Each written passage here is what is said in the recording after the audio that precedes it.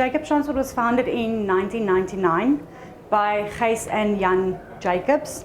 They started with one vehicle, and they were moving containers and modular units to sites. Since then, we've grown to a fleet of over 100 vehicles, with the biggest crane fleet in Gauteng. And we've also got a Hedricon, we've got a multi-axle vehicle, a few multi-axle vehicles, and we've got rollbacks, step decks, flatbeds. We've been doing machine moving and rigging for over 20 years. And we've got multiple services, cross-border transport, and pretty much any solution that you need for moving things. As a unique value proposition, Jacobs Transport can transport unlimited weights and abnormal transport. In terms of size, we do of course also the permits and the escort services for all our customers, and we're pretty much niche in our environment. There are not that many transporters that can do what we do.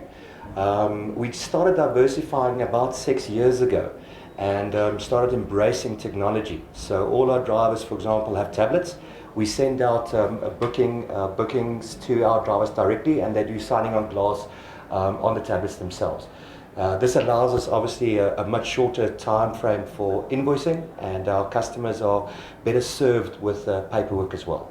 All our vehicles have cameras and as well as tracking, cross-border tracking enabled, global SIM cards. And we've also started a fleet of tipper trucks to assist the mining industry.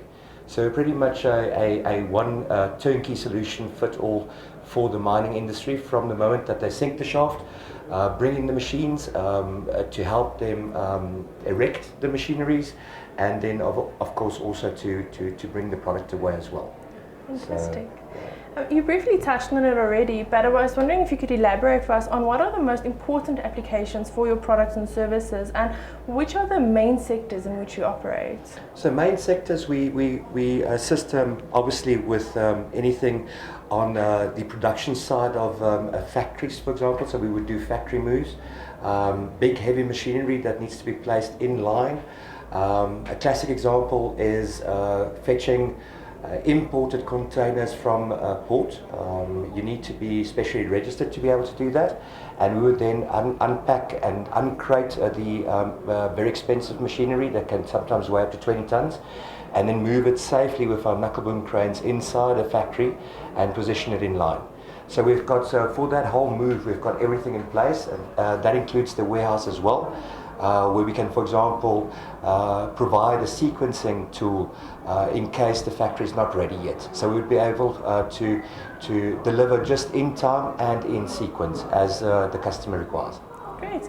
Tell us, do you get the sense that economic activity is beginning to bounce back after the COVID-19 pandemic?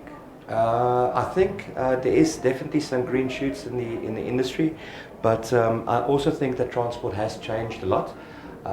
Considering that there's been so many issues going down to Durban, and with Transnet, as I'm sure you're aware, they are state-owned and a little bit in shambles.